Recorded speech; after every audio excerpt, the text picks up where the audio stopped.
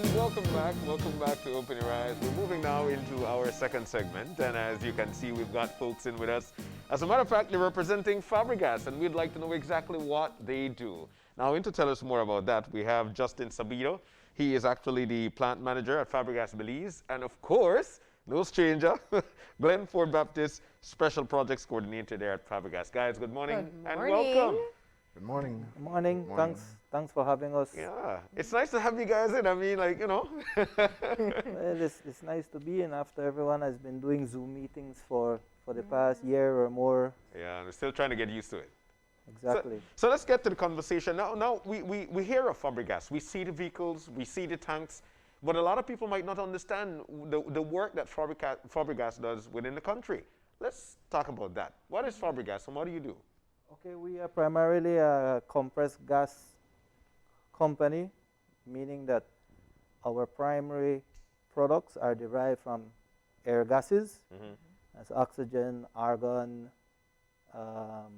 nitrogen, and some mixes. And one of the main things that we do is supply oxygen to the country. Oh. And especially in these times of the pandemic of COVID, the medical oxygen is of utmost importance. You know, it is the drug that basically keeps people alive when they get into the ICUs, when they get into ventilators, when they get onto the ventilators or oxygen therapy, oxygen therapy. Yeah.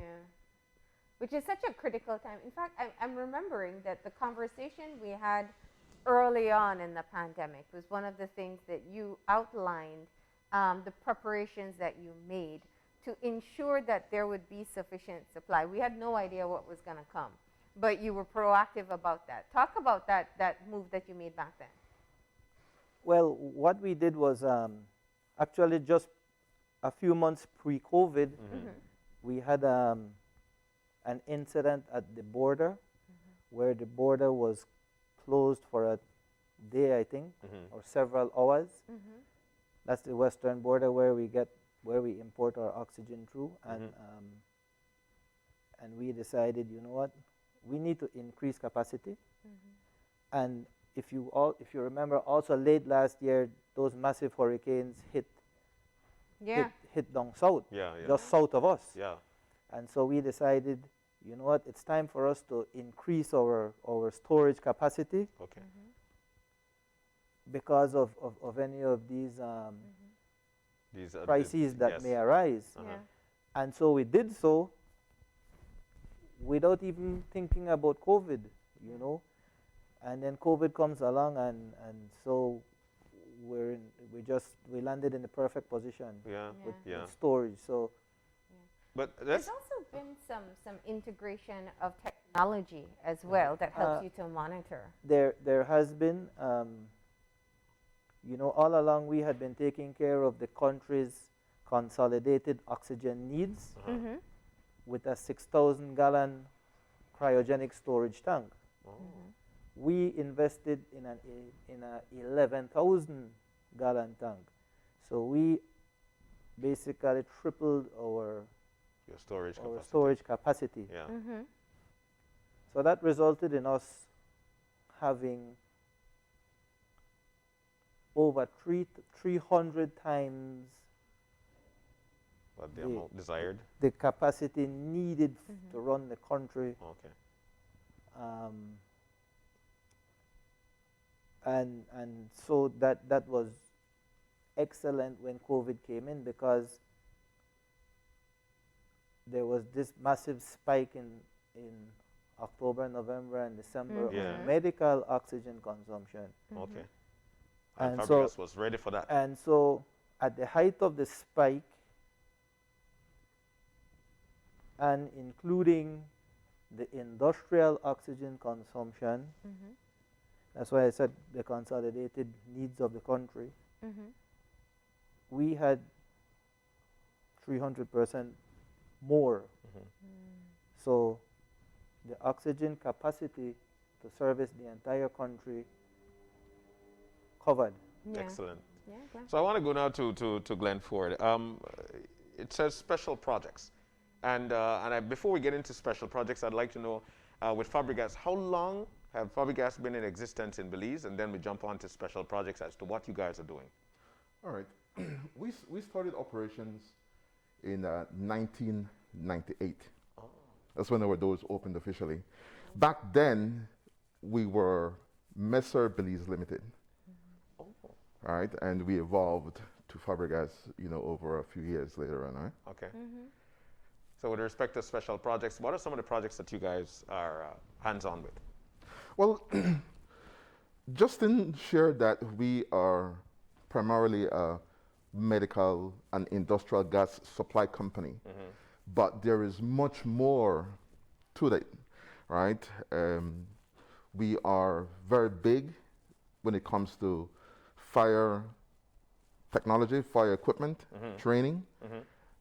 We do a lot when it comes to keeping on top of welding technology, Oh, okay. right? We are very big into safety.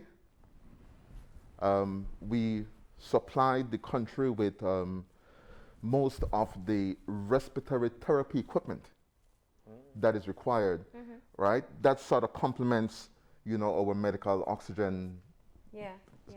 product line. Yes. To better appreciate special projects,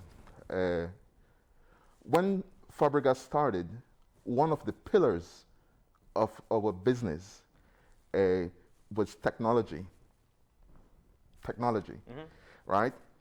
Embracing technology meant that we can offer a much improved product. We can provide greater efficiency.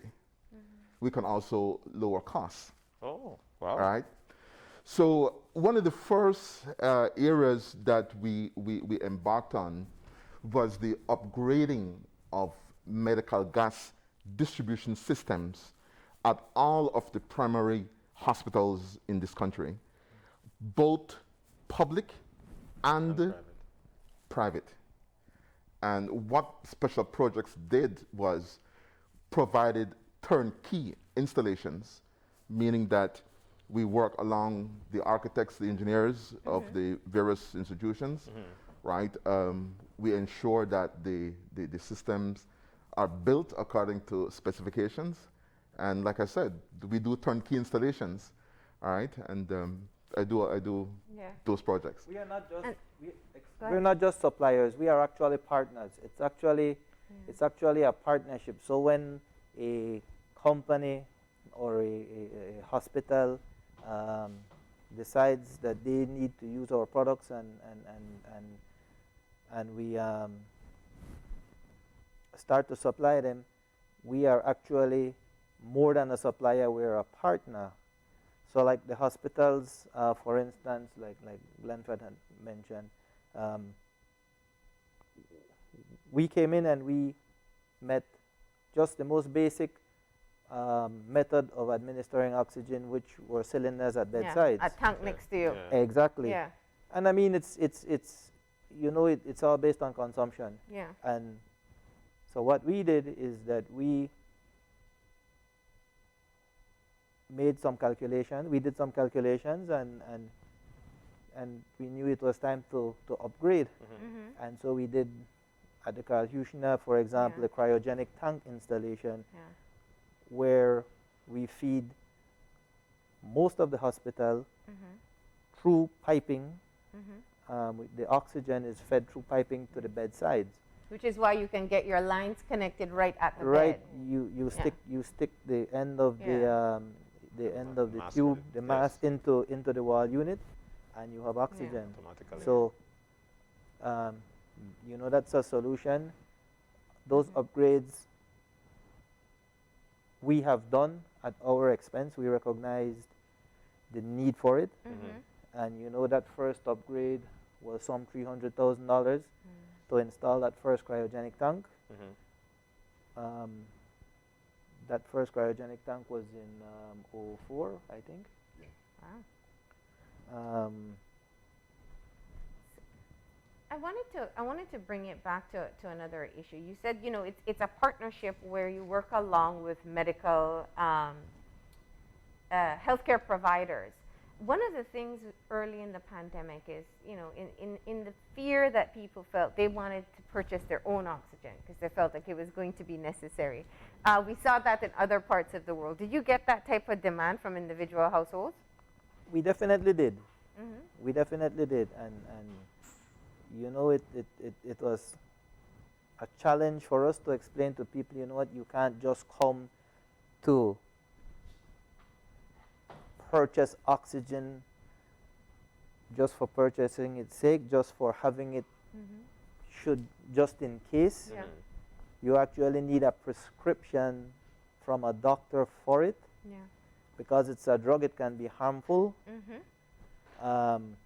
People come and even outside of the pandemic, oh, they want a cylinder of oxygen, and then they ask, you know, how much do they need and what frequency, and we're not the doctor, so we insist that they get a prescription from a doctor Okay.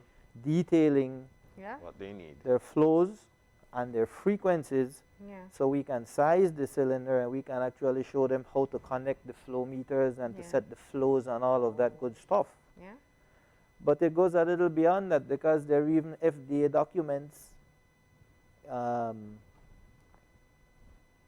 recommending the that people don't do that. Mm-hmm. That patients get the prescriptions from doctors, Mm-hmm. because what you can actually do is starve yourself of oxygen if you don't set the right flow. Correct flow.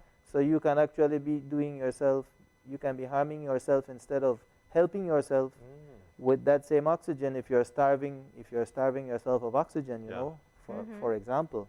So 100% oxygen is harmful.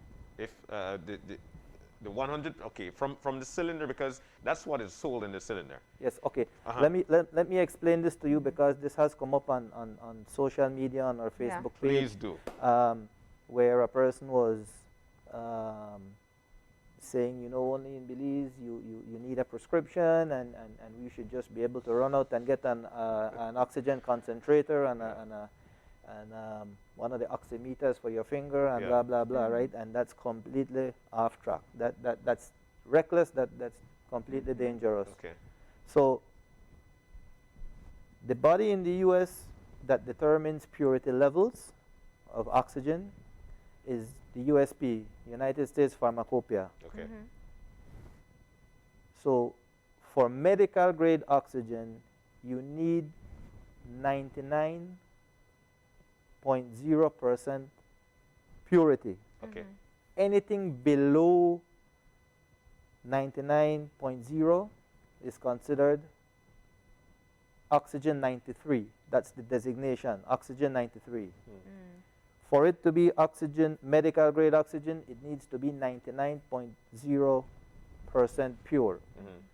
Our average minimum purity is 99.5%. This is because of the process that our oxygen is derived from, which is air liquefaction. Okay. This is the only process that can deliver medical grade oxygen. So there are all these talks about concentrators and Yeah. generators. These are not adequate because they can't sustain life. Yeah. They cannot be used, you know. In Nicaragua, I think there was a hospital that had a generator, an oxygen generator, and it turned into a disaster because Of course. you just can't get the purity, Yeah.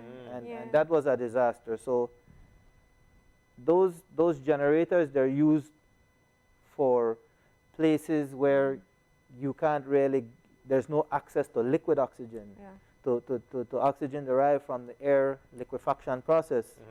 So the concentrators and generators are not adequate. They don't support life. You can't use them in ICUs, in COVID ICUs, in operating theaters, in delivery rooms, and And it is important for people to know that all these safety mechanisms are in place and the protocols are in place, because while yes, we think of oxygen and we breathe it when we step outside, this is different. Yeah. And there has to be a responsible way of ensuring that people who get it need it and are using it responsibly.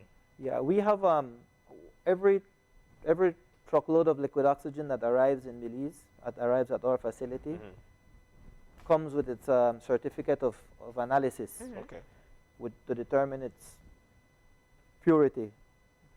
Also, every cylinder that is filled is analyzed. So we actually have an oxygen analyzer at our plant, and that oxygen analyzer analyzes the oxygen coming out of our cryogenic vessel, going into our high pressure cylinders.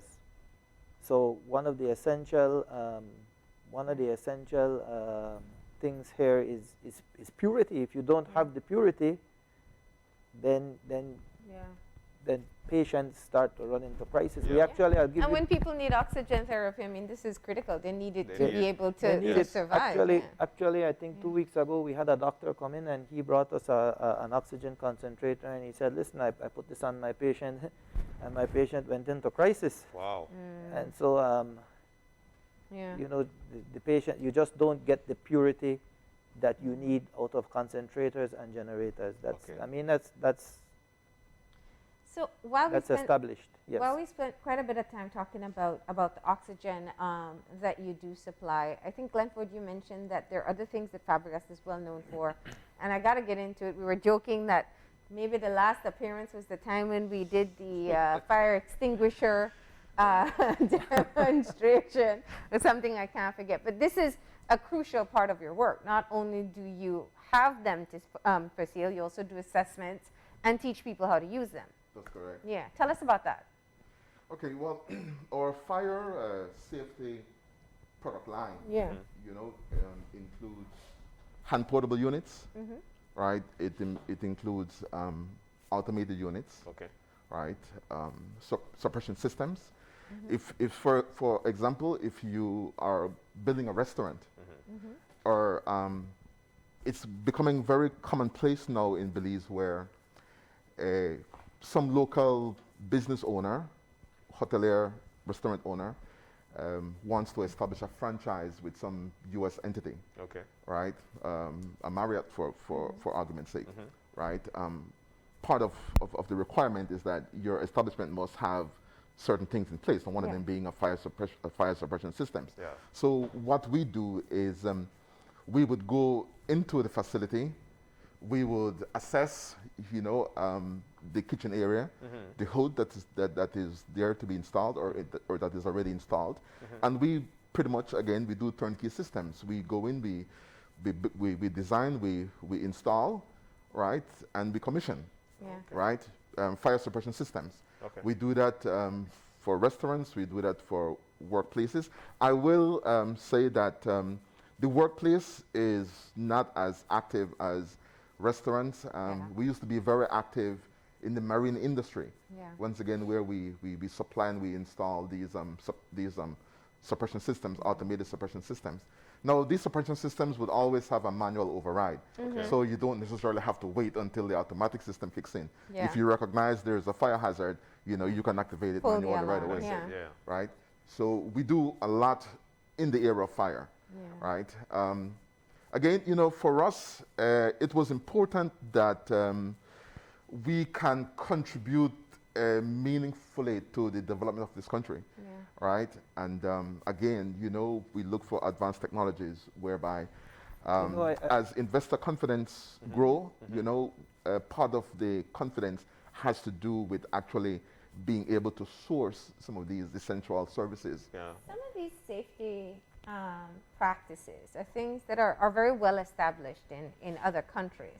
What have you found in Belize? Is there a growing interest? Are people getting extinguishers for their homes or their businesses? I mean, some places will always require it, but others... Yes, that's a very good question. Before I answer that, I'd just like to mention that we have in the fire line, we don't come and make recommendations just off the top of our heads. Okay. Every 3 years, we get recertified in the NFPA 10, which is the code for handheld fire extinguishers for installation and recharges.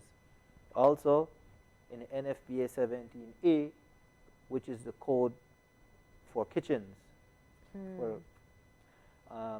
Also, we do every 3 years, we also do our recertification in the trainer, which gives us the qualifications to go and to offer the basic fire safety training that we spoke about a little earlier. Yeah.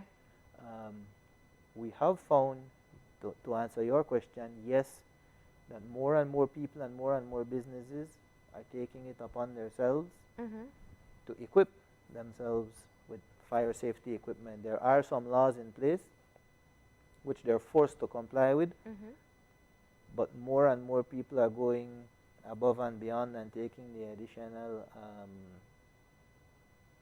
precautions to protect their businesses and their homes. Okay. Yeah. I think that's a great. good I to think know, that's a yeah. great. That's a great spot to be in terms of teaching a family or a household how to use a fire extinguisher and Yeah. whatnot. And following use of a fire extinguisher, are you guys able to refill that, or that's it? What? We do refills, Uh-huh. we do assessments, Okay. we do installations, we do refills, we do training. Okay. Yeah. So we offer the complete package when it comes to fire safety. Uh-huh. Yeah. And you know, that's what we try to do with all of our products. So in the welding field, let's say the products that we sell, these are all industry leading products. We have done extensive training outside of the country. So we have AWS, American Welding Society certification. So we can qualify to we can actually qualify welders in Belize to various codes. We have done some of this work before. We're hoping to do more. Okay. Yeah. With our facility, we have our retest facility. We handle thousands of high pressure cylinders. All of these need maintenance and these need testing. Yeah. And so we certified our maintenance workshop with the USDOT. So they come in and they do audit. So we're certified to do cylinder requalification, which means testing the hydrostatic tests. Okay. So in the various areas, in our various business areas, we go and we don't just sell the products, but we You try don't to just- become yeah. experts, and we try to give that much service, that much after sale service. Okay. All right. And anything else? Tell me, Glenn. No, I was merely. I know you also moved into providing masks as well in the pandemic. You had that added to your list of Yes, items. Yeah. Yes. Masks and sanitization products. Okay. But what earlier you asked about technology, and I'd like to mention that what we did is we have installed digital meters at the Carl Huchner Memorial Hospital and at the various hospitals that we supply liquid oxygen to. And these digital meters, we are able to connect to them through telemetry. So we have a web portal that we share with designated people from the hospitals, so we can actually check liquid levels off of our phones anywhere we are, or off of Wow. our laptops, and we have shared this feature with personnel from the various hospitals. Okay. So that is So one. you can always monitor. So that is one Yeah. great technological feature that we have introduced. Yeah. Okay. Um, All right. And Glenn? Yes, I do want to add something as it relates to fire safety. I believe you've heard the news lately. You know, we've had some major fire incidences, right? You know, it's kind of like I wouldn't really want to say human nature, but we have the tendency to make substantial investments in properties, right? But the type of interest that we place into safeguarding that investment, doesn't come with the same zeal, all right? There are many times when we don't really carry the proper insurances, and we really have ourselves exposed. The risk of fire is there. Now, there's a very simple but effective early warning system, right, that every household can afford, and it's a smoke detector, right? It's a small device. It probably costs about $30, something like that, right? It's battery operated. Okay. Right. You simply put it, near your room, right? Try to avoid putting it in your kitchen. In your kitchen. Yeah. Because you will get what we Because refer some of to. us, when we cook, there's always some smoke, right? Yeah, we refer to it as a nuisance alarm. Yeah. Okay. Right?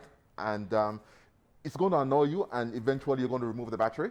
Yeah. And then, Then you're back to leave it square like one. that. Yes. Right? But I really would like to encourage, So it's only $30, $40. Yeah. Okay. All right. Now, that's And an it's early regular warning. batteries that you can get. Yes. Okay. There are early warning systems. Now, certainly, it's always best if you can attack a fire in its incipient phase when Yes. it's just starting. Yeah. Right? So, the smallest extinguisher we carry, for argument's sake, would be a 2.5 pounder, right? That's going to run you $70. Okay. $2. Right? But what I'm getting at, you have a $50,000 home, you got a $120,000 home, right? You got a $250,000 home, right? You walk in there, and there's nothing for fire protection, Yeah. right? For just $100 more, you could get a smoke get a- alarm and a yes. small Fire extinguisher, fire extinguisher. right? And it makes a world of a difference, Yeah. Yeah. right? When you can protect your property, Yeah. Yeah. right? We need to put a little bit more attention into our properties, because imagine you can prevent losing your entire home, Yeah. right? And finally, to find out more about Fabrigas and to find out the various costs of various items, where can we go? We have 2 locations. We're located at mile 2 3/4 George Price Highway. We can be contacted at 222-5327. Okay. You can check us out on Facebook. And for our customers out west and people from down south that like to go to the Spanish Lookout area to make their purchases, we have a new branch in Spanish Lookout Okay. where we can meet the needs of all the customers in that area. Yeah. All right. Apart from those 2 branches, we also have a network of dealers. I think it's about 20. Wow. So whether you're in the Keys, you're in Punta Gorda, you're in Corozal, you're in the back in the Indian Creek somewhere out there. In Orange Walk area. Yeah, Area, Blue Creek, you will find a Fabrigas agent. Near to you. Yes. All right. Right. So there we go. Justin and Glenford, thank you so very much. Now we know more about Fabrigas. We know where to find you, and we know what you do. Thank you guys. Thank And you do, too. do enjoy your day. Thanks for having us. We're about to take a break. When we come back, we'll be chit-chatting about our front labeling campaign. You guys need to stick around and find out what that is. We'll do that when we come back.